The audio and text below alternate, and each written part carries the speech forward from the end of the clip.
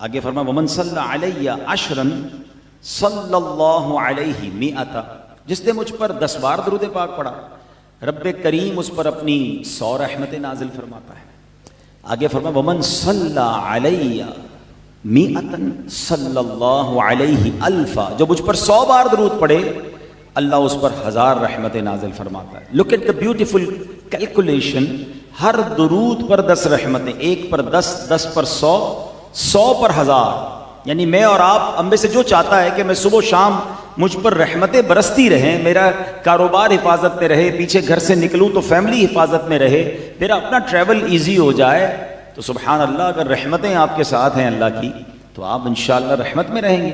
تو درود پاک پڑھتے رہیں، رحمت کی برسات ہوتی رہے گی۔ مگر اس حدیث کا جو لاسٹ پارٹ ہے نا وہ اور بیوٹیفل اور انٹرسٹڈ ہے۔ میرے آقا فرماتے ہیں ومن صلی علیہ الفا، جس نے 1000 بار مجھ پر درود پاک پڑھا، زحمت کتفہ کتفی علی باب الجنہ، فرمایا جنت کے دروازے پر اس کا کاندھا میرے کاندھے سے چھو رہا ہوگا۔ آئے ہائے ہائے، حضور کے پیچھے جنت چلے جائیں یہی بہت ہے، غلام کا کام تو پیچھے پیچھے چلنا ہے، مگر یہاں سرکار دو عالم علیہ السلام بشارت کیا دے رہے ہیں، جنت میں ایسے جائیں گے کہ اس کا کاندھا میرے کاندھے سے چھو رہا ہوگا، ٹچ ہو رہا ہوگا۔ صف بناتے نا نماز میں، ہم کیا کہتے ہیں، کاندھے سے کاندھا ملا لیں، میرا کاندھا کس سے ٹچ ہوتا ہے، ویری نیکسٹ ٹو می، جو بالکل میرے برابر میں ہو۔ تو سبحان اللہ، آقا علیہ السلام بشارت دے رہے کہ وہ میرے ساتھ جنت میں جائے گا۔ اب روزانہ 1000 بار درود پاک میں ٹائم کتنا لگتا ہے، ہم تھوڑی سی کیلکولیشن کر لیتے ہیں مل کر نا، ذرا پڑھیے الصلاۃ والسلام علیک یا رسول اللہ۔ ایک اور مختصر درود پاک ہے صلی اللہ تعالی علی محمد صلی اللہ علیہ وسلم۔ ان دونوں درود پاک کو اگر آپ دیکھیں نا تو you require 2 to 3 second, 2 second چلو بہت سکون سے پڑھ لیں تو 3 سیکنڈ، 3 سیکنڈ میں ایک درود پاک پورا ہو جاتا ہے۔ 100 درود پڑھیں 300 سیکنڈ، ہم 300 سیکنڈ کتنے منٹ بنتے ہیں، 5 منٹ۔ اب اس کو ملٹیپلائی کر دیں 1000 سے تو اس کا مطلب 50 منٹ میکسیمم، روز کے 50 منٹ میں نکال لوں تو میں 1 گھنٹے 1000 بار درود پاک پڑھنے والا بن سکتا ہوں، ٹھیک ہے۔ اب آپ اگر غور کریں تو ہمارا روزانہ کتنا ٹائم موبائل پر فضول چیزیں دیکھنے میں صرف ہو رہا ہے، ایک ریل دیکھی، آگے بڑھ کے دوسری دیکھ لی، تیسری دیکھ لی۔ تو میں نارملی تو 1000 درود پاک کی ترغیب کم دلاتا ہوں کہ یار چلو 100 بار پڑھ لو 5 منٹ میں، ٹھیک ہے، اب 5 منٹ سے شروع کریں، مگر چونکہ اب ہم اس مہینے کے قریب موجود ہیں کہ جو اگلا مہینہ ہے وہ حضور علیہ الصلوۃ والسلام کے میلاد کا مہینہ ہے، تو نبی پاک کو تحفہ بھی تو دینا ہے نا۔ تو کیا ایسا نہیں ہو سکتا کہ کم از کم فرام ناؤ آن ورڈز، آج سے ہم 12 ربیع الاول تک یہ اپنا ٹارگٹ بنا لیں کہ یا رسول اللہ ہم نے سنا جو 1000 بار درود پاک پڑھتا ہے آپ جنت میں ساتھ لے جائیں گے، تو حضور آج سے روزانہ 1000 بار کم از کم درود پاک پڑھوں گا اور 12 ربیع الاول کو آپ کی بارگاہ میں آپ کی ولادت کا تحفہ پیش کروں گا۔ پھر میرے آقا کرم فرمائیں، ان کی شان کے مطابق وہ عطا فرمائیں تو چلیں ہم بھی، ہمارے گھر والے بھی، بہنیں بھی مجھے سن رہی ہیں، ان کا بھی بہت سارا وقت ویسے ہی ضائع ہو رہا ہوتا ہے، تو اگر ٹارگٹ لے لیں 1000 بار 1200 بار سب مل کے پڑھیں، عورتیں بھی پڑھیں، بچے بھی پڑھیں، ہم بھی پڑھیں، اور گھر میں سے کوئی پوچھے بھی کہ ہم کیوں پڑھ رہے ہیں تو ہم جواب دیں کہ حضور کا میلاد آنے والا ہے، حضور کے میلاد کا ہم مل کے تحفہ تیار کر رہے ہیں۔ سبحان اللہ۔ پھر دیکھیں دنیا کا ایک دستور یاد رکھیں، غریب جب بادشاہ کو تحفہ دیتا ہے نا تو غریب، فقیر، مسکین اپنی حیثیت کے مطابق دیتا ہے، مگر جب بادشاہ اس کے ریٹرن میں عطا کرتا ہے نا تو وہ اپنی شان کے مطابق عطا کرتا ہے۔ اور میرے حضور تو وہ ہیں بادشاہوں کو بادشاہت دینے والے، اور شان کریمی اور شان عطا یہ ہے کہ بریلی کے تاجدار لکھتے ہیں کہ میرے کریم سے گر قطرہ کسی نے مانگا۔ دنیا میں کبھی ایسا نہیں ہوتا، آپ 1,00,000 مانگو تو 10,000 ملتے ہیں، 50,000 مانگو تو 5,000 مشکل سے کوئی دیتا ہے، مگر یہ کہیں نہیں ہوتا کہ میرے کریم سے گر قطرہ کسی نے مانگا، دریا بہا دیے ہیں، در بے بہا دیے ہیں، مانگو تھوڑا عطا زیادہ ہے۔ تو بتاؤ نا، جب میں گفٹ پیش کروں گا، میں تحفہ دوں گا حضور علیہ الصلوۃ والسلام کی بارگاہ میں، تو وہاں سے کیا کیا نہیں ملنا ہے، تو بی پریپیئر فار دیٹ۔ بیان کا پہلا پوائنٹ یہی ہے کہ جناب آج سے سب نے مل کر نبی پاک کی برتھ ڈے، پیارے آقا کی ولادت کے لیے تحفہ تیار کرنا ہے۔ آج یہ محفل سجائی ہے، اب آگے شادی کی تقریب ہوگی تو یہ خاندان والے بہت ساری چیزیں تیار کرتے ہیں نا، کھانا کیا ہوگا، ہال کیا ہوگا، کپڑے کیا ہوں گے، تحفے کیا ہوں گے، ہر ایونٹ کی ہم تیاری کرتے ہیں. تو اتنا بڑا ایونٹ آ رہا ہے, نبی پاک کی ولادت کا دن آ رہا ہے, تو آئیے نا مل کے تیاری کرتے ہیں کہ ان کو تحفہ پیش کریں گے. اللہ مجھے اور آپ کو کثرت سے درود پاک پڑھنے کی توفیق عطا فرمائے. محبت کے ساتھ با آواز بلند درود پاک پڑھ لیں. صلو علی الحبیب صلی اللہ تعالی علی محمد صلی اللہ علیہ وسلم. آج میں نے قرآن مجید فرقان حمید کی ایک سورت اور اس سورت سے ملنے والا بہت ہی پیارا سبق آموز میسج آپ تک پہنچانا ہے, اور اس کے لیے بھی میری 2-3 نیتیں ہیں. پہلی نیت یہ ہے کہ اٹ از ویری شارٹ سورہ آف قرآن. جو میں تلاوت کرنے جا رہا ہوں یہ کوئی قرآن پاک کی بہت طویل سورت نہیں ہے, بہت شارٹ ہے, اور شاید آپ سب کو یاد ہے. لیکن اس ایک سورت میں چند آیتوں میں جو شاید ہم 1-1.5 منٹ میں تلاوت کر لیتے ہیں, 4 اہم ٹاپک کو قرآن نے کور کیا اور ہماری رہنمائی فرمائی. تو اگر ہم ریئلائز کریں کہ اگر اتنی مختصر سورت اتنا بڑا واسٹ میسج لیے رکھتی ہے, تو جو پورا قرآن پڑھے گا, پورے قرآن کو انڈرسٹینڈ کرے گا, تو اسے کس قدر رہنمائی ملے گی. تو پہلی نیت کہہ لیں یا پہلا مقصد کہہ لیں کہ یہ ریئلائز کریں کہ قرآن میں کیا کچھ خزانے اور رہنمائی موجود ہے. قرآن ہمارے پاس ہے مگر ہم قرآن سے رہنمائی نہیں لیتے. نارملی لوگ کہتے ہیں یار فلاں بزنس مین سے پوچھو بزنس کیسے اچھا ہوگا, فلاں ملک سے سیکھو جناب امن و امان کیسے ہوگا, فلاں سوسائٹی سے سیکھو تو سوسائٹی کیسے چلے گی. یہ تو ایسے ہی ہو گیا کہ کسی کی تجوری میں جناب خزانہ پڑا ہوا ہے اور وہ لوگوں سے بھیک مانگتا پھر رہا ہے. بھائی اپنی تجوری کھولو نا. آپ کے پاس وہ کتاب ہے جو راہ ہدایت ہے, ہمارے پاس وہ کتاب ہے جو رب کا کلام ہے, اور زندگی کے تمام پہلوؤں پر رہنمائی موجود ہے. مختصر صورت شاید ہزاروں بار سینکڑوں بار آپ نے پڑھی ہوگی, مگر اس کے اندر اتنا کچھ ہے شاید بہت ساروں کو آج پتا چلے گا. اللہ کرے اس سے قرآن کی محبت بھی پیدا ہو. اور مزید جو اس میں میسیجز ہیں میں عرض کرتا ہوں, یہ تھوڑا سا ایئر کنڈیشن شاید میرے بالکل اوپر ہی ہے, اگر تھوڑا سا یہ کم ہو جائے تو اچھا ہو جائے گا. اب قرآن کی سورت کون سی ہے؟ بسم اللہ الرحمن الرحیم. اللہ فرماتا ہے ارأیت الذی یکذب بالدین فذلک الذی یدع الیتیم ولا یحض علی طعام المسکین فویل للمصلین الذین هم عن صلاتهم ساہون الذین هم یراؤون ویمنعون الماعون. کتنی آیتیں؟ 7. تلاوت میں کتنی دیر لگتی ہے؟ میکسیمم 1 منٹ, مگر خزانے ہیں, میسیجز ہیں, سبق ہیں. کاش ہم اس کو سمجھنے والے بن جائیں. اے میرے پیارے اسلامی بھائیوں, میں نے آپ کے سامنے جو سورت تلاوت کی اس کو سورہ معون کہا جاتا ہے. 1 رکوع 7 آیات. معون کا معنی ہے استعمال کی معمولی چیز. اس کا معنی کیا بنتا ہے؟ استعمال کی معمولی چیز. اور اس کی چونکہ آخری آیت میں یہ لفظ موجود ہے اس لیے اس کو سورہ معون کہتے ہیں. یہ بھی کہا گیا کہ یہ آدھی سورت مکی ہے, آدھی سورت جو ہے یہ مدنی ہے. اچھا, یہ غیر مسلموں مثلا مکہ کے جو غیر مسلم تھے ابو جہل, عاص بن وائل وغیرہ کے متعلق نازل ہوئی, اور اس کا باقی آدھا حصہ عبداللہ بن ابی سلول جو منافق ہے مدینے میں جو رہتا تھا اس کے بارے میں یہ مدینہ منورہ میں نازل ہوئی. علامہ بقائی رحمۃ اللہ تعالی علیہ فرماتے ہیں سورہ معون کا جو مین سینٹرل آئیڈیا ہے وہ یہ ہے کہ قیامت کے دن اٹھنا اور اللہ کی بارگاہ میں پیش ہونا, اس کا جو کافر انکار کرتے تھے نا, یہ ابو الخبائث ہے. یعنی برائیوں کی بڑی جڑ یہ ہے کہ اس انکار کے سبب انسان گھٹیا کردار کا عادی ہو, جس کو پتا ہے کہ اٹھنا ہی نہیں ہے, مرنے کے بعد کوئی کوشچن ہی نہیں ہے, تو پھر دنیا میں موج کرتا ہے نا, پھر وہ جو بھی کر رہا ہے اس کو پتا ہے کہیں جواب نہیں دینا. یہ ابو الخبائث ہے. یعنی کسی کے دماغ میں اگر یہ بیٹھ جائے کہ مجھے مرنے کے بعد کوئی حساب نہیں دینا, تو وہ کس بات سے ڈرے گا؟ وہ سارے حرام کام کرے گا, وہ سارا جو جی چاہے گا وہ کرے گا. اور یہی کفار کا طریقہ تھا کہ وہ یہ مانتے ہی نہیں تھے کہ ہم نے مرنے کے بعد اٹھنا ہے. اب سورہ معون کا شان نزول کیا ہے, یہ کیوں نازل ہوئی تھی, اس کے پیچھے جو ریزن علماء نے بیان کیا کہ مکہ پاک میں ایک یتیم بچہ تھا, اور اس امت کے فرعون یعنی مکہ پاک کے بہت بڑے غیر مسلم ابو جہل جو تھا, یہ یاد رکھیے گا اس امت کا فرعون ابو جہل کو کہا گیا. اس کے پاس ایک یتیم جو ہے اس کی پرورش ہو رہی تھی, اور اس نے ایک یتیم کی پرورش کی ذمہ داری لی اور اس کی وراثت کا سارا مال بھی لے لیا. اعلان کیا اس بچے کو میں سنبھالوں گا, اس کی ساری وراثت مجھے دے دو. اب اس ظالم نے کیا کیا؟ کرنا تو یہ چاہیے تھا کہ بچے کا خیال رکھتا, اس کا مال اس پر خرچ کرتا, مگر اس نے اس کا مال تو قبضہ کر لیا, اور جب یتیم نے اپنا مال مانگا تو دھکے دے کے نکال دیا.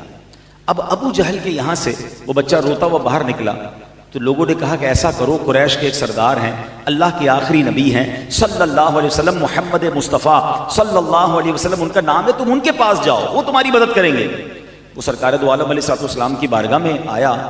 اب وہاں جن لوگوں نے بھیجا تھا نا، انہوں نے اس لیے بھیجا تھا مذاق کے طور پر کہ کر تو کچھ نہیں سکیں گے، ابو جہل کے سامنے کیسے بات کریں گے، مگر انہیں کیا معلوم تھا کہ وہ رب کائنات کے محبوب ہیں، وہ ایک ابرو کا اشارہ ہی فرما دیں تو دنیا ادھر سے ادھر ہو سکتی ہے۔ سبحان اللہ، جن کے اشارے سے ڈوبا سورج پلٹ آئے، جن کی دعا سے اللہ اکبر، جس کے اشارے سے چاند دو ٹکڑے ہو اور ڈوبا سورج دعا سے واپس آ جائے، تو یہ معاملہ کون سا تھا؟ جب یتیم بچہ نبی پاک کی بارگاہ میں گیا تو نبی پاک نے فرمایا چلو میں چلتا ہوں۔ ابو جہل کے پاس گئے، اب سارے سرداران مکہ جمع ہیں کہ آج تو ابو جہل معاذ اللہ بڑی بدتمیزی کرے گا اور بڑے کر و فر سے انکار کر دے گا، کیونکہ مسلمانوں سے تو بہت زیادہ وہ مخالف تھا، حضور علیہ الصلوۃ والسلام کا پکا دشمن تھا۔ مگر حضور جب اس کے پاس تشریف لے گئے تو ابو جہل جو تھا وہ نبی پاک کو جیسے ہی دیکھا ادب سے کھڑا ہوا، مرحبا کہا اور یتیم کا سارا مال حوالے کر دیا۔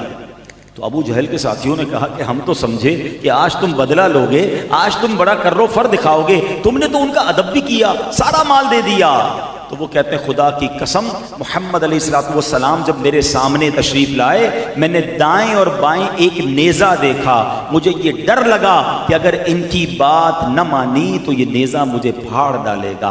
حضور کا ایسا معجزہ تھا کہ اس کو ایک ایسا نیزہ نظر آیا کہ اس کے دل پر روب طاری ہو گیا۔ تو سبحان اللہ، اے میرے پیارے اسلامی بھائیوں، یہ سورہ ماعون کا سینٹرل آئیڈیا یا شان نزول ہے جس کی وجہ سے قرآن کی یہ سورت نازل ہوئی۔ اور آیت کے چند آیتیں کیا ہیں؟ ارأیت الذی یکذب بالدین، کیا تم نے اس شخص کو دیکھا جو دین کو جھٹلاتا ہے؟ فذلک الذی یدع الیتیم، پھر وہ ایسا ہے جو یتیم کو دھکے دیتا ہے۔ ولا یحض علی طعام المسکین، اور مسکین کو کھانا دینے کی ترغیب نہیں دیتا۔ اب سورہ ماعون میں نے کہا تھا 4 میسیجز ہیں اور 4 بڑی برائیاں ڈسکس کی گئی ہیں جو مکے کے بڑے بڑے منافقین اور کافروں کے انداز تھے۔ آج چیک یہ کرنا ہے کہ خدا نہ خواستہ ان 4 میں سے کوئی ایک عادت ہمارے پاس تو نہیں، ہم اس کے عادی تو نہیں، کہیں ہم اس پہ مبتلا تو نہیں۔ اب غور سے سنیے وہ 4 برے کام کیا ہیں۔ نمبر 1 کنجوسی، بخل۔ نمبر 2 نمازوں میں سستی اور لاپرواہی۔ نمبر 3 ریاکاری، اور نمبر 4 دوسروں کی خیر خواہی نہ کرنا۔ اب پہلی بات پر بات کر لیتے ہیں، کنجوسی۔ قرآن کہتا ہے یدع الیتیم ولا یحض علی طعام المسکین، یتیم کو دھکے دیتا ہے اور مسکین کو کھانا دینے کی ترغیب نہیں دیتا۔ اے میرے پیارے اسلامی بھائیوں، ان لوگوں کا یہ حال تھا کہ یتیم کو تو دھکے دے رہے ہیں، جو بیچارے مفلوق الحال ہیں، کھانے پینے کو کچھ نہیں ہے، ان کو بھی بلکہ لوگوں کو بھی ترغیب دیتے تھے کہ ان کو کھانا نہ دو۔ تو اے میرے پیارے اسلامی بھائیوں، اب ذرا غور کیجئے، کہیں ہمارے ساتھ تو یہ حال نہیں ہے؟ ہاں، ہمارے معاشرے میں بھی یہ خبریں ملتی ہیں، یتیموں کا مال لوگ کھا جاتے ہیں، بھائی بھائی کا مال کھا جاتا ہے، رشتہ دار یتیم کوئی بچہ ہو اس کے مال پر نظر رکھتے ہوئے اس کی پرورش کی فکر کرتے ہیں کہ چلو بڑا امیر باپ کا بیٹا ہے، اب ہے اس کا والد نہیں، اس کے اوپر ہاتھ رکھ دیتا ہوں، اس کا مال میرے پاس آ جائے گا۔ اللہ اکبر، یتیم کا مال اس قدر سینسٹیو ہے۔ شریعت دیکھیں کتنی کمال کی ہے۔ ہماری شریعت کا ایک مسئلہ یاد رکھیں، کسی والد کا انتقال ہو گیا، ٹھیک ہے، اور اس کے 4 بچے ہیں، 3 بچے بالغ، 1 نابالغ۔ نابالغ جو ہوتا ہے نا وہ یتیم ہوتا ہے، بالغ ہونے کے بعد وہ یتیم نہیں ہوتا، یہ بھی یاد رکھیں۔ اچھا، اب بچے چاہ رہے ہیں کہ والد کے انتقال کے بعد والد صاحب کے ایصال ثواب کے لیے سویم یا 40واں کر کے ہم لنگر تقسیم کریں یا غریبوں میں چیزیں بانٹیں۔ تو جو یتیم کا مال ہے نا، کیونکہ 4 کو مال ملا، اور وہ یتیم کے مال سے یہ خیرات بھی نہیں کر سکتے۔ علماء کہتے ہیں 4 کا مال الگ کریں، 3 جو بالغ ہیں وہ اپنے والد کے لیے ایصال ثواب کرنا چاہتے ہیں تو کر سکتے ہیں، یتیم کے مال سے اس والد کے ایصال ثواب پر خرچ نہیں ہو سکتا۔ تو بتائیے جو یتیم کا مال کھا کر خود خرچ کر لیتے ہیں ان کا کیا حال ہوگا؟ اللہ اکبر، قرآن واضح یتیموں کے مال کھانے والوں کے بارے میں اعلان کر رہا ہے، ان الذین یأکلون اموال الیتامی ظلما انما یأکلون فی بطونہم نارا وسیصلون سعیرا۔ قرآن کہتا ہے بے شک وہ لوگ جو ظلم ہوتے کرتے ہوئے یتیموں کا مال کھاتے ہیں وہ اپنے پیٹ میں بالکل آگ بھرتے ہیں، اور ان قریب یہ لوگ بھڑکتی ہوئی آگ میں جائیں گے۔ تو خدا را اپنے خاندان میں دیکھ لیں، اپنی فیملی میں دیکھ لیں، یتیم ہے اب اس کا خیال رکھنا ہے، اس کے مال پر نظر نہ رکھیں بلکہ ان کا مال انہیں لوٹا دیں۔ اور سبحان اللہ، یہ تو یتیم کے ساتھ برا سلوک کرنے والوں کا انجام بیان ہوا، مبارک ہوں انہیں جو یتیموں کی کفالت کرتے ہیں۔ سبحان اللہ، میرے آقا علیہ الصلوۃ والسلام فرماتے ہیں مسلمانوں میں بہترین گھر وہ ہے جس میں یتیم ہو اور اس کے ساتھ اچھا سلوک کیا جاتا ہو، اور مسلمانوں میں بدترین گھر وہ ہے جس میں یتیم ہو اور اس کے ساتھ برا سلوک کیا جاتا۔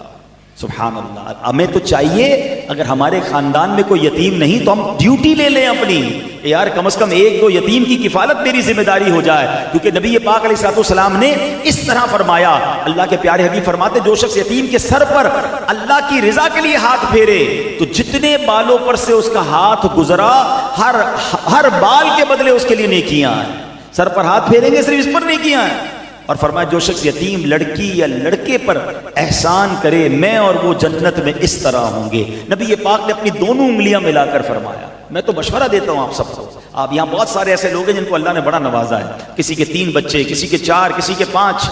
پلان یہ کیجئے کہ اگر میرے 2 بچے ہیں، 3 بچے ہیں، میں کم از کم ایک یتیم بچے کی بھی کفالت کر لوں، میں کم از کم 2 یتیم بچوں کی کفالت کر لوں، یا تو اپنے گھر میں رکھ کے ان کی کفالت کریں، اور اگر یہ افورڈ نہیں کر سکتے تو ایسے بہت سارے خاندان میں آس پڑوس میں نظر دوڑائیں، آپ کو یتیم بچے مل جائیں گے کہ ان کی ماہانہ کفالت میرے ذمے ہے۔ انشاءاللہ ان 3 بچوں کے ساتھ آپ ایک یتیم بچے کی کفالت کریں گے، اللہ ان 3-4 بچوں کی بھی خیر فرما دے گا۔ کسی یتیم بچے کی پڑھائی کا، اس کے لباس کا، اس کے جناب کھانے پینے کا اہتمام کر دیں، انشاءاللہ یہ بہت بڑی نیکی ہے۔ اور یہ والی بشارت جو ہے نا یاد رکھیے گا کہ حضور نے فرمایا وہ میرے ساتھ جنت میں ایسے ہوں گے، اور حضور نے دونوں انگلیاں ملا کر بتایا ہے۔ ہم جیسے جو لوگ بینیفٹ کی طرف، پروفٹ کی طرف سوچ رہے ہوتے ہیں، یار اس کاروبار سے بھی نفع آنا چاہیے، اس کاروبار سے بھی نفع آنا چاہیے، میں اور آپ یہ غور کریں کہ کیا ہمیں یتیموں کی کفالت والے ثواب سے نفع آ رہا ہے؟ اگر ابھی تک یہ والا ہیڈ نہیں کھولا ہے تو اپنی روزی میں، اپنے پروفٹ میں کوئی نہ کوئی ایسا سسٹم بنائیں۔ انشاءاللہ ان قریب دعوت اسلامی بھی ایک شاندار اسٹیٹ آف آرٹ یتیم خانہ نارتھ کراچی میں بنانے جا رہی ہے۔ یہ تقریباً 1.5 لاکھ اسکوائر فٹ کا پروجیکٹ ہے، اور اللہ نے چاہ آپ دیکھیں گے کہ ایسا اتنا ماڈرن ٹولز کے ساتھ اتنا شاندار طریقے کے سینٹرلی ایئر کنڈیشن یتیم خانہ پاکستان میں اور کوئی نہیں ہوگا۔ اللہ کی رحمت سے وہ زیر تعمیر ہے، تقریباً یہ 100 کروڑ روپے کا پروجیکٹ ہے۔ اللہ نے چاہا 1-1.5 سال میں کمپلیٹ ہو جائے گا، پھر ہم خود آپ کو آفر کریں گے۔ ہمارا پلان ہے کہ انشاءاللہ پر بچہ جو ہے یتیم بچے کی منتھلی ہم پیکج اناؤنس کریں گے کہ جو ایک یتیم بچے، 2 یتیم بچے کی کفالت کرنا چاہتا ہے، جس میں ان کا کھانا پینا، لباس، میڈیسن، ان کی پڑھائی، ان کی ایجوکیشن، یہاں تک کہ انشاءاللہ ان کو جاب پہ لگانا، یہ انشاءاللہ ہماری ذمہ داری ہوگی۔ لیکن ضروری نہیں آپ دعوت اسلامی کے ساتھ کریں، آپ اپنے طور پہ کریں، لیکن یہ نیکی یاد رکھیں کہ یتیم کی کفالت جو ہے اس کو شریعت میں کس قدر اہمیت دی گئی، اور خدارا کبھی کسی یتیم پر ظلم مت کرنا، کبھی کسی یتیم کو تکلیف نہ دینا، کہ یہ منافقین اور یہ کافروں کا طریقہ ہے۔ اگلا ٹاپک اسی صورت میں قرآن نے کیا فرمایا؟ قیامت کے انکار کے ساتھ دوسرا عیب کیا بیان ہوا؟ الذین هم عن صلاتهم ساہون، جو اپنی نماز سے غافل ہیں۔ بات کن کی ہو رہی ہے؟ غیر مسلموں کی، کافروں کی، منافقوں کی۔ میں تو مسلمانوں میں بیان کر رہا ہوں نا، میں تو کلمہ پڑھنے والوں سے بات کر رہا ہوں، میں تو حضور علیہ الصلوۃ والسلام کے امتیوں سے بات کر رہا ہوں۔ مگر اے میرے پیارے اسلامی بھائیوں، یہاں کفار کا وصف بیان ہو رہا ہے کہ وہ منافقین کچھ ایسے بھی تھے جو دکھانے کے لیے اٹھ بیٹھ کر لیتے تھے، مگر دل نماز سے غافل تھے۔ اے میرے پیارے اسلامی بھائیوں، اب ہم غور کریں کہ ہمارے اندر تو یہ وصف نہیں ہے۔ اس کی علماء نے کچھ صورتیں بیان کی کہ صورتیں کیا ہیں؟ نماز پابندی سے نہ پڑھنا، صحیح وقت پر نہ پڑھنا، فرائض و واجبات کو صحیح طریقے سے ادا نہ کرنا، نماز جماعت واجب ہے اور جماعت سے نہ پڑھنا، نماز کی پرواہ نہ کرنا، تنہائی میں قضا کرنا اور لوگوں کے سامنے پڑھ لینا۔ اے میرے پیارے اسلامی بھائیوں، سوچئے یہ ہم تو نہیں کر رہے۔ کئی ایسے ملتے ہیں کہتے ہیں میں روز کی 2 نمازیں پڑھتا ہوں، یار ٹائم نہیں ملتا 1 پڑھ لیتا ہوں، کبھی کبھی کہتے ہیں 4 رات کو پڑھ لیتا ہوں، اپنی مرضی لگائی ہوئی ہے۔ ایسے کئی لوگ ملتے ہیں جو نمازی بھی ہیں، مسجد میں بھی نظر آتے ہیں، کہتے ہیں حضرت وہ فجر کی قضا ہو جاتی ہے، بس باقی 4 پوری ہو جاتی ہے۔ کیوں فجر کی قضا ہو جاتی ہے بھائی؟ اب صبح اٹھتے نہیں ہیں، کسی نہ کسی کام کے لیے تو اٹھتے ہیں نا، 9 بجے اٹھتے ہوں گے، 8 بجے اٹھتے ہوں گے، 10 بجے اٹھتے ہوں گے۔ آپ کے بچے اسکول کے لیے اٹھ رہے ہیں، آپ کی جس دن فلائٹ ہو آپ ٹائم پہ پہنچ جاتے ہیں۔ کبھی ایسا نہیں ہوا مجھے کوئی آ کر کہے کہ آنکھ نہیں کھلی اس لیے فلائٹ چلی گئی، یار آنکھ نہیں کھلی اس لیے بڑی اہم میٹنگ تھی چلی گئی۔ 3 الارم رکھ کے سوتے ہیں، ایئرپورٹ 4 گھنٹے پہلے پہنچ جاتے ہیں۔ اتنی فکر فلائٹ مس نہ ہو جائے، اتنی فکر کا کوئی ایمبیسی کا انٹرویو، میں ایک بار گیا کسی ایمبیسی میں، بتا رات 3 بجے لائن لگ گئی تھی. یار کمال ہے، دنیا کے کسی ملک کا ویزا رکھنے کے لیے آپ رات 3 بجے لائن میں لگ سکتے ہیں، اور جس رب نے دنیا میں ہر چیز ہمیں عطا کی ہے اس کی رضا کے لیے ہم فجر میں نہیں اٹھ سکتے. اس کا مطلب کیا؟ اس کا سمپل آنسر یہ ہے کہ ہمارے ذہنوں میں فجر کی نماز کی پریورٹی نہیں ہے، باقی چیزوں کی پریورٹی ہے. اچھا کمال پتہ ہے کیا ہے؟ کمال بھی کیا کہوں، ظلم ہی کہوں، کہ کئی گھر ایسے ہیں جہاں روز صبح الارم بجتے ہیں اسکول کے لیے، آفس کے لیے، نہیں بجتا تو فجر کے لیے نہیں بجتا. مجھے بتاؤ وہ مسلمان کا کیسا گھر ہے کہ صبح ہوئی پورے گھر میں کوئی بھی نماز کے لیے نہیں اٹھا، ظہر ہوئی اس گھر میں کسی نے ظہر نہیں پڑھی، شام ہوئی اس گھر میں کسی نے عصر مغرب نہیں پڑھی، رات کو سب ڈنر ٹیبل پر جمع تو ہوئے مگر کسی نے عشاء نہیں پڑھی. یہ تو قرآن منافقوں کا طریقہ بیان کر رہا ہے. الذین هم عن صلاتهم ساہون، جو اپنی نماز سے غافل ہیں. اور آپ پڑھتے ہیں یہ آیت سورت کئی بار آپ نے پڑھی ہوگی، مگر کہیں میں بھی تو ان میں شامل نہیں ہو گیا کہ میری نمازیں قضا ہو رہی ہیں. اے میرے پیارے اسلامی بھائیوں، قرآن مجید فرقان حمید کی ایک آیت ہے، فخلف من بعدهم خلف اضاعوا الصلاة واتبعوا الشهوات فسوف يلقون غیا. ترجمہ کنز العرفان، تو ان کے بعد وہ نالائق لوگ ان کی جگہ آئے جنہوں نے نمازوں کو ضائع کیا اور اپنی خواہشوں کی پیروی کی، تو ان قریب وہ جہنم کی خوفناک وادی غی سے جا ملیں گے. مشہور مفسر قرآن مفتی امجد علی اعظمی صاحب کیا فرماتے ہیں؟ غی جہنم میں ایک وادی ہے جس کی گرمی اور گہرائی سب سے زیادہ ہے. اس میں ایک کنواں ہے جس کا نام ہب ہب ہے. جب جہنم کی آگ بجھنے پر آتی ہے تو اللہ تعالیٰ اس کنویں کو کھول دیتا ہے جس سے وہ بدستور پہلے کی طرح بھڑکنے لگتی ہے. یعنی اس غی وادی کو جہنم کو بھڑکانے کے لیے استعمال کیا جاتا ہے. اتنی گرم، اتنی ہولناک. اللہ اکبر. نمازوں کو ضائع کرنے والے وہاں جائیں گے. کیسے برداشت ہوگا یار؟ کتنی دیر لگتی ہے نماز میں. نماز پڑھنے کا ٹائم نہیں ہے، موبائل اٹھانے کا ٹائم ہے. رکھ دو نا تھوڑی دیر کے لیے موبائل بھائی، 10 منٹ 12 منٹ میں آپ نماز سے فارغ ہو جائیں گے. پورے 24 گھنٹے میں 5 نمازیں پڑھنے کے لیے 1.5 گھنٹہ چاہیے آپ کو، باقی 22 گھنٹے ہیں نا آپ کے لیے. تو آج دوسری نیت یہ کر لیں کہ نہیں، میں مسلمان ہوں، میرے اندر منافقوں والی عادت، میرے اندر کفار والا وصف کیسے آ سکتا ہے؟ نماز کا وقت ہوا، میرا پہلا کام نماز ہوگا. پلیز، میں نے بیان کے شروع میں بھی کہا تھا کہ حضور کو تحفہ دینا ہے نا برتھ ڈے کا. میرے آقا علیہ السلام کو نماز کتنی پسند ہے. سرکار دو عالم علیہ السلام فرماتے ہیں جعلت قرۃ عینی فی الصلاۃ، نماز میں میری آنکھوں کی ٹھنڈک ہے. ایک طرف میں جناب میلاد مناؤں اور میری نماز بھی قضا ہو رہی ہے. یہ کیسا میلاد ہے یار؟ حضور کی آنکھوں کی ٹھنڈک، نماز ضائع ہو رہی ہے. تو میری بہنیں، میرے وہ اسلامی بھائی جو لائیو مجھے سن رہے ہیں، بعد میں سنیں، یہ بھی نیت کریں کہ بس آج کے بعد نماز قضا نہیں ہوگی. تیسرا وصف، تیسری برائی جو قرآن نے ان ظالموں کی بیان کی، وہ کیا بیان کی؟ کہ وہ ریاکاری کرتے ہیں، دکھلاوا کرتے ہیں لوگوں کو دکھانے کے لیے. الذین هم یراؤون، وہ جو دکھاوا کرتے ہیں. وہ نماز میں دکھاوا کرتے تھے، عبادت بھی اللہ کے لیے نہیں لوگوں کے لیے کرتے تھے. ریاکاری کا ڈیفینیشن کیا ہے ذرا چیک کر لیتے ہیں کہ اللہ نہ کرے ہمارے اندر بھی تو یہ برائی نہیں آ گئی. What is the definition of ostentation? انگریزی میں اس کو کہتے ہیں آسٹنٹیشن، ریاکاری، دکھلاوا. اللہ پاک کی رضا کے علاوہ کسی اور ارادے سے عبادت کرنا، یہ ریاکاری. سمپل. اس یعنی غرض یہ ہو کہ لوگ اس کی عبادت پر آگاہ ہوں، پتہ چلے لوگوں کو میں کتنا نیک ہوں، اور اس کی بدلے کچھ مال مل جائے، تعریف مل جائے، لوگ نیک سمجھنے لگے، عزت دیں. ایسا شخص ریاکار کہلاتا ہے. اللہ اکبر. میرے پیارے اسلامی بھائیو، ہم کیسے، یہ شیطان کا اتنا خطرناک وار ہے. اول تو وہ نیکی نہیں کرنے دیتا، اور نیکی کر لیں تو اب وہ دل میں خیال ڈالتا ہے ذرا لوگوں کو بتا تو صحیح. پہلے تو زمانے میں ہم جب چھوٹے تھے نا تو دیکھتے تھے اخبار میں تصویریں آتی تھیں کہ کوئی بڑے سیٹ صاحب جو ہیں وہ سلائی مشین دے رہے ہیں یا کسی ادارے کو چیک دے رہے ہیں، تو لوگ کہتے تھے یار اخبار میں تصویر آئی. اب تو ہر بندے کا اپنا اخبار ہے، سب کے پاس فیس بک ہے، سب کے پاس واٹس ایپ ہے، سب جناب، تو ہر نیکی اس میں لگانی ہے. اگر تو نیت یہ ہے کہ لوگ واہ واہ کریں، لائکس ملیں، فالوورز ملیں، پتہ چلے میں کتنا سخی ہوں، میں کتنا نمازی ہوں، میں کتنا بڑا حاجی ہوں، تو پھر سوچ لیں یہ عبادت کس لیے ہے. عبادت کرنے کے بعد یہ جی کیوں چاہتا ہے کہ لوگوں کو پتہ چلے؟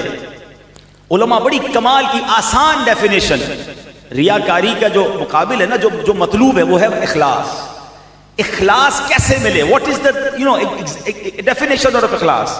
ایک ون لائنر جواب دیتے ہیں علماء، فرماتے ہیں جس طرح بندہ اپنے گناہوں کو چھپاتا ہے اس طرح اپنی نیکیوں کو چھپائے. سمپل. ہم میں سے کون چاہتا ہے میرے گناہ پتہ چلے؟ ہم میں سے کون چاہتا ہے میری برائیاں پتہ چلے؟ تو بھائی نیکی کیوں پتہ چلنی چاہیے؟ لیکن ادھر تو بات بندہ پوچھے بھی نہ پھر بھی نیکیاں لوگ بتا رہے ہوتے ہیں. کبھی کسی سے ملاقات ہو، کیسی طبیعت ہے، خیریت سے ہیں؟ بس مالک کا بہت کرم ہے الحمدللہ، بس رجب شعبان رمضان کے 3 مہینے کے روزے چل رہے ہیں اور پھر تہجد میں اٹھ جاتا ہوں. اور ہمارے علاقے میں جو مسجد ہے الحمدللہ اس کی چھت ابھی ڈلوائی ہے. اللہ نے بڑا کرم کیا ہے، 2005 سے 2015 تک 10 حج کیے ہیں اور اس کے بعد سے مسلسل عمرے پہ جا رہا ہوں. یعنی 3-4 منٹ میں 20 سال کی بیلنس شیٹ دے دی کہ حضرت 20 سال میں اتنی نیکیاں کی ہیں. بھائی میں نے تو طبیعت پوچھی تھی، نیکیاں تو نہیں پوچھی تھی. اب خود سوچیں یہ کس بنا پر آپ بتا رہے ہیں. میں کہوں گا ماشاءاللہ بڑے حاجی بڑے یعنی کسی بندے سے تعریف لینے کے لیے میں نیکیاں کیوں بتا رہا ہوں؟ اچھا کبھی کبھی ڈر تو لگتا ہے، بولنی زبان اٹھتی نہیں ہے، لیکن یار یہ بتاؤ آپ کو 2005 والا حج یاد ہے؟ کل جھوٹ بولا تھا یہ یاد ہے؟ صبح آپ نے موبائل پر کچھ ایسا دیکھا تھا جو نہیں دیکھنا چاہیے وہ یاد ہے؟ گناہ یاد نہیں ہے، نیکیاں پرانی یاد ہیں اور سب کو بتائی جا رہے ہیں. یہ شیطان کا وار سمجھیے. ایک سوال کر کے، ٹاپک تو ایسا ہے کہ میں اس موضوع پر بہت ساری باتیں کر سکتا ہوں اور آپ سے کئی بار اس موضوع پہ باتیں آپ سنتے رہتے ہیں، مگر اس کا ایک انٹرنل کوشچن کر کے بات آگے چلا دیتا ہوں. ایک سوال کر لیں، میں بھی کرتا ہوں اپنے آپ سے، آپ بھی کریں پلیز. ایسی کتنی نیکیاں ہیں میرے پاس اور آپ کے پاس جو صرف میں جانوں اور میرا رب جانے؟ That's it. یہ سوال کر لو اپنے آپ سے. اکیلے میں بیٹھنا، کاغذ قلم لے لیجئے گا یا موبائل کا پیڈ کھول لیجئے گا کہ یار میں نوٹ تو کروں کہ کتنی ایسی نیکیاں ہیں جو صرف میں جانوں اور میرا رب جانے. اب اگر جواب آ رہا ہے کہ ہاں کچھ تو ہیں، پھر تو اس کو اور امپروو کیجئے. اور اگر جواب آ رہا ہے کہ نہیں جناب یہ تو کچھ بھی نہیں بچایا میں نے، چھپے ہوئے اعمال بھی لوگوں کو بتا دیے، غور کریں پھر ہم درست نہیں کر رہے، کہیں نہ کہیں چور چھپا ہوا ہے. ماشاءاللہ ایسے کئی لوگوں کو دیکھا ہے کہ جن کے مرنے کے بعد، یہ بزرگان دین کی توجہ ادھر رکھیے گا، بزرگان دین کی زندگی کے واقعات پڑھے نا تو کئی بزرگان دین کے بارے میں آیا کہ جب ان کا وصال ہوا نا تو لوگوں کو پتا چلا کہ ہمیں کون ہر مہینے صدقہ دے کر جاتا تھا، کہاں سے ہمارے گھر کا راشن آتا تھا، کیونکہ پتہ ہی نہیں تھا کسی کو، وہ بتاتے بھی نہیں تھے، ان کے دروازے پر راشن پہنچ جاتا تھا.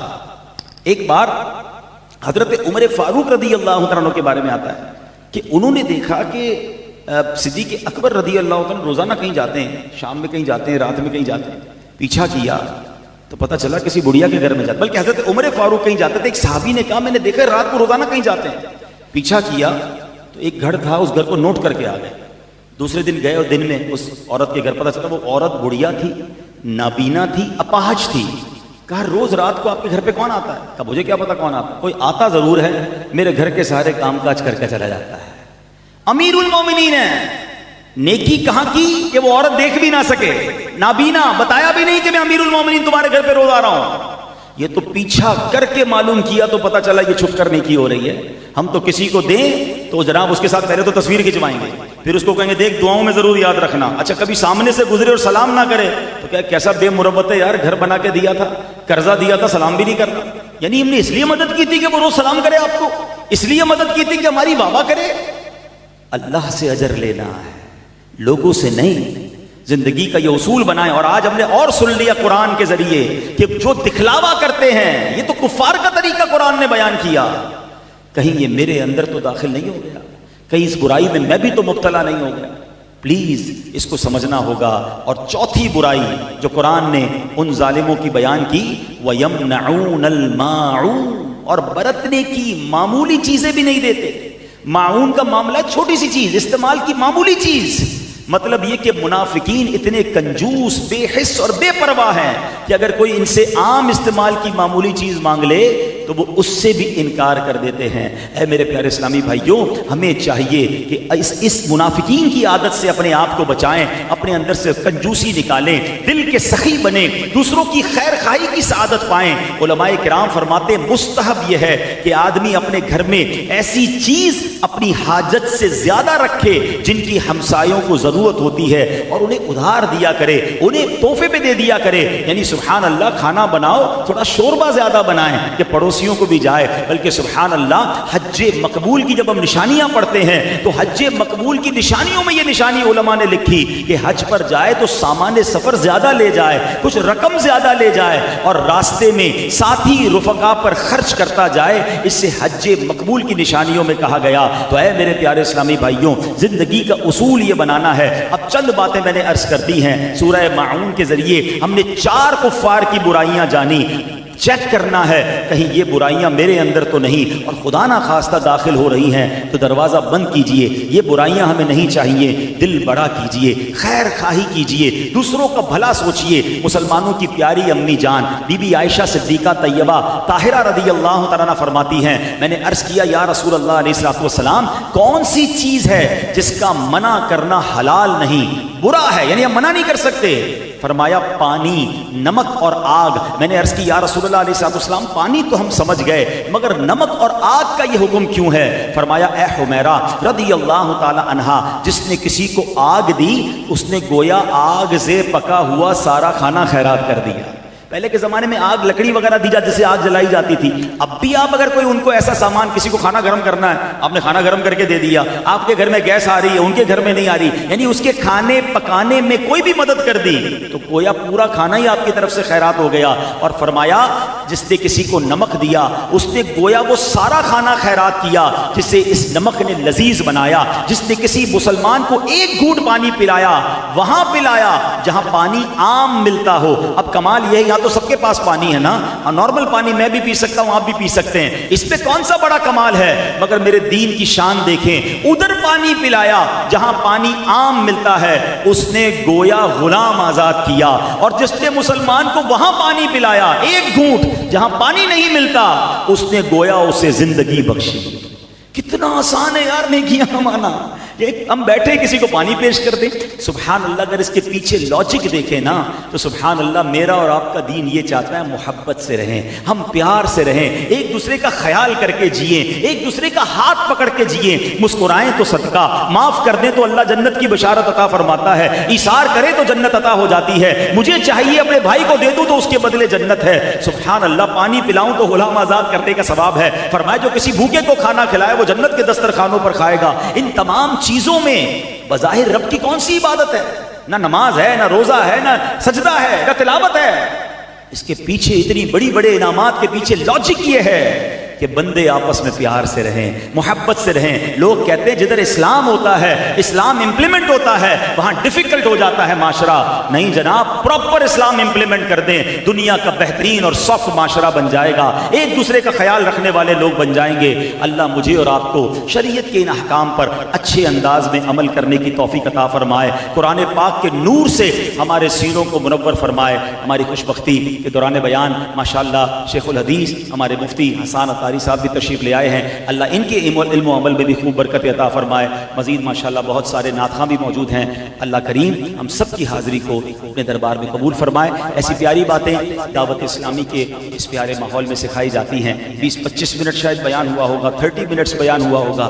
आपने कुछ सीखा, कुछ समझा, कुछ हो सकता है अमल करने की नीयत भी की होगी। ऐसे बयानात और सुनते रहेंगे तो मदनी चैनल देखें, अपने घर वालों के साथ देखें, तो हम सबकी तरबियत होने लगेगी। दावत इस्लामी के इज्तिमा में आया करें, अमीर अहले सुन्नत के मदनी मुज़ाकरे अटेंड किया करें, तो इंशाअल्लाह इल्म व अमल करने का जज्बा और बढ़ेगा। अल्लाह करीम हमें अमल की तौफीक अता फरमाए। सल्लू अलल हबीब।